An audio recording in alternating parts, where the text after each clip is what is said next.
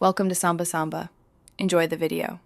In this video, I will show how to replace Chevy Cruze sun visor. Full guide. Start by lowering the visor and locating the mounting screws under the end cap. Remove the cap carefully with a trim tool, then unscrew the mount while supporting the visor. If wires are present, gently unplug the connector, noting orientation. Keep all screws and clips in a tray so reassembly is simple and parts won't roll away. Begin by lowering the visor and exposing the mounting hardware so you can access screws easily.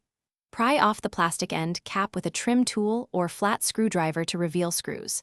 While supporting the visor with one hand, remove all mounting screws to prevent it from dropping. Carefully pull the visor away from its mount and inspect the wiring connector. If present, press the release tab and disconnect the connector before fully removing the visor. If you're finding this video helpful, please subscribe and hit like to support the channel and see more car DIY tips. Quick recommendation. I've been using leak-proof meal prep containers that make lunch prep simpler and cleaner, and they pair nicely with a tidy glove box or picnic after a repair.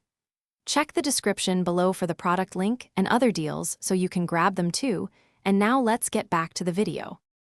Position the replacement visor into the mount and reconnect any wiring harness, matching connector orientation. Hold the visor steady while threading the mounting screws, tightening them until snug but not over-tightened to avoid stripping or cracking. Reinstall the plastic end cap by snapping it into place, ensuring it sits flush. Test the visor's pivot and any built-in lights or mirrors to confirm proper operation before finishing. Clean fingerprints and return tools to their place. Thanks for watching. Consider subscribing if we helped you.